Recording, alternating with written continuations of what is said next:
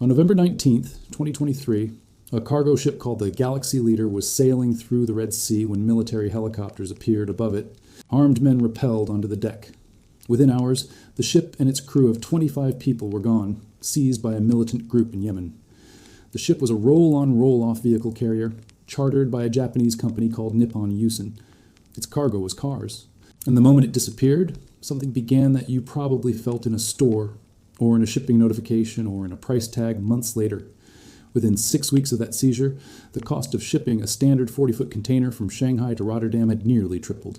Within 6 months, container ship traffic through the Suez Canal had fallen by 90%. The total additional cost was between $15 and $20 billion. Here's the question this video is built around. How does a missile fired in a country most people cannot name end up in your grocery bill?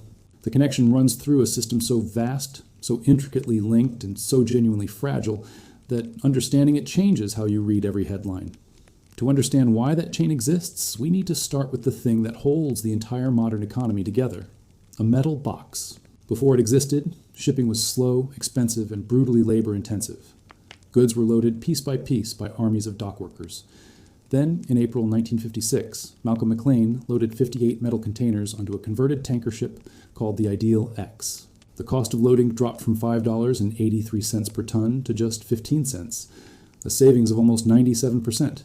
Factories moved to wherever labor was cheapest. Supply chains became global. Walmart's business model exists only because of the container.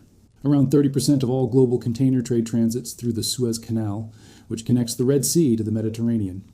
Without it, ships have to sail around the bottom of Africa, adding 11,000 nautical miles and $1 million in extra fuel costs. The system was not designed with resilience in mind. It was designed for efficiency, and efficiency and resilience are direct opposites. The philosophy is called just-in-time manufacturing. It originated at Toyota. Parts arrive at exactly the right moment on the factory floor. No inventory sitting idle, no capital tied up in warehouses. By the 21st century, the entire global economy was operating on this model. The genius of the system is that it eliminates the buffer. But when something disrupts the chain, the entire system has no slack to absorb it. The academic term for this is the bullwhip effect. A small movement at the end of the whip becomes a massive crack at the handle. This is the mechanism that turns a conflict in Yemen into empty shelves in London and higher prices in Chicago. In early 2020, COVID-19 shut down factories across China. The global supply chain absorbed the initial shock badly, but managed. Then in mid-2020, as the world went into lockdown, something unexpected happened. Consumer spending on goods exploded. People trapped at home stopped spending on restaurants and travel. Instead, they bought electronics, home office equipment, exercise gear, and furniture. The demand surge was historic and unpredicted. Ships routed to serve service economies were suddenly overwhelmed trying to move manufactured goods. Containers piled up in the wrong places. Empty boxes sat in Europe, while factories in Asia screamed for them. Port congestion at Los Angeles reached levels not seen in peacetime.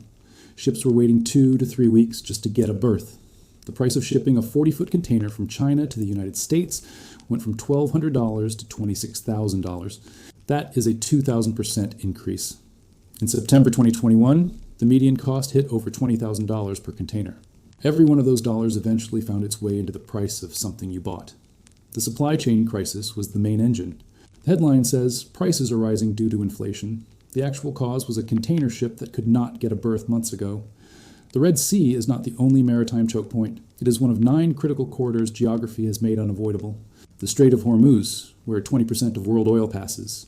The Strait of Malacca, where 30% of maritime trade moves. The Bab el-Mandeb connects to the Suez Canal. The Panama Canal connects the Pacific and Atlantic. These are geographically irreplaceable. Every one of them sits near potential conflict. Hormuz near Iran, Bab el-Mandeb by Yemen, and Malacca near the South China Sea. The Panama Canal faced drought conditions so severe that crossings were reduced precisely when the Red Sea crisis was forcing reroutes. The world's 2 most important maritime shortcuts were simultaneously impaired for the first time in history. J.P. Morgan estimated this caused a 9% reduction in effective global capacity. Ships tied up on longer routes cannot make other deliveries. In a just-in-time system, 9% is the difference between a system that functions and one that enters distress. Shippers paid whatever it took because the alternative was production halts. In the automotive sector, that is exactly what happened. European auto plants began announcing temporary shutdowns in early 2024 because parts from Asia were arriving too late to keep lines running. Here's the secret that sits inside all of this, and it is the one that most supply chain reporting never quite articulates clearly. The consumer is always the last node in the chain, and the consumer is always the one who pays. Here is how the cost transfer works step by step. A conflict disrupts a shipping route. Shipping rates go up. The importer, the company that buys goods from a foreign factory, faces higher freight costs. The importer can absorb those costs in their margin, or they can pass them to the wholesaler. The wholesaler, facing higher input costs, can absorb them or pass them to the retailer. The retailer, facing higher input costs on top of higher freight-related markups, can absorb them or pass them to the consumer. At every step, the entity with the most pricing power and the least competitive pressure passes the cost downstream. And the consumer, at the end of the chain, has no one to pass the cost to. They pay it or they go without. This dynamic is not hypothetical. By February 2024, the Bank of England had documented more than half of UK export businesses affected. Companies reported that the cost of hiring containers had increased by 300%. 300%. Maersk, the world's second largest container shipping company, was issuing preemptive diversion orders, rerouting entire shipping sequences around Africa. And the cost was running at between $15 and $20 billion annually in additional global trade expense. Research consistently shows that the majority of it was absorbed by importers and retailers, who then passed it on through pricing. Consumer price inflation data showed elevated goods prices in Europe, a region disproportionately exposed to the Asia to Europe routing disruption.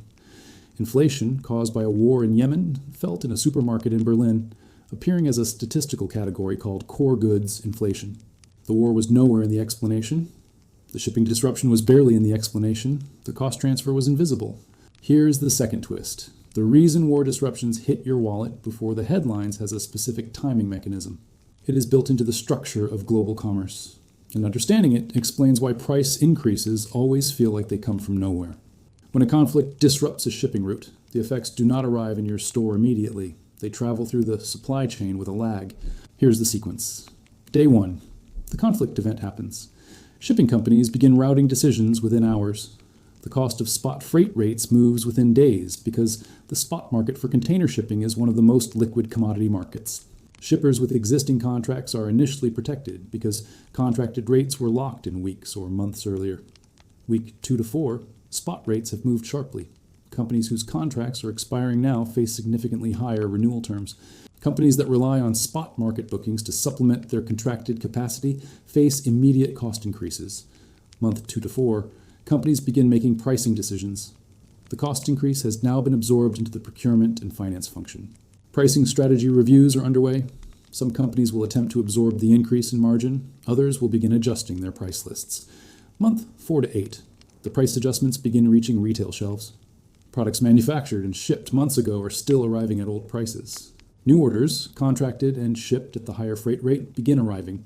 The markup shows up first in categories with faster inventory turnover. Fast fashion, electronics with short product cycles, fresh imported food.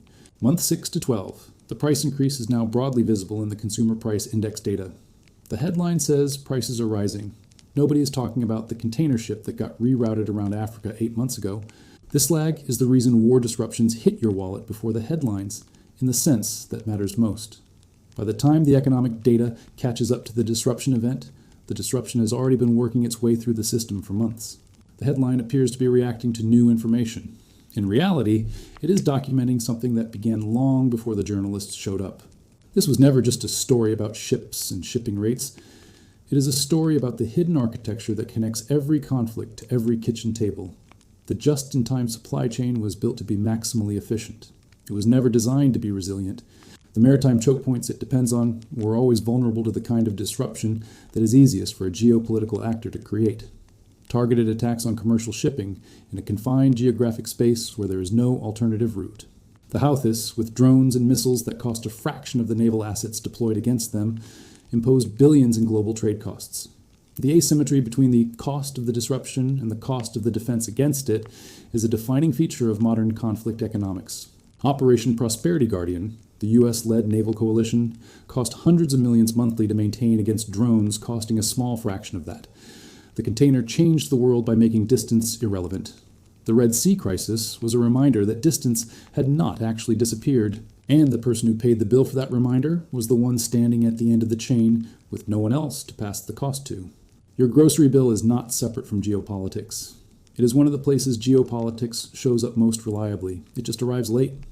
To understand how oil supply flows through these same choke points, click the next video. Subscribe, like, and share. Thanks for watching.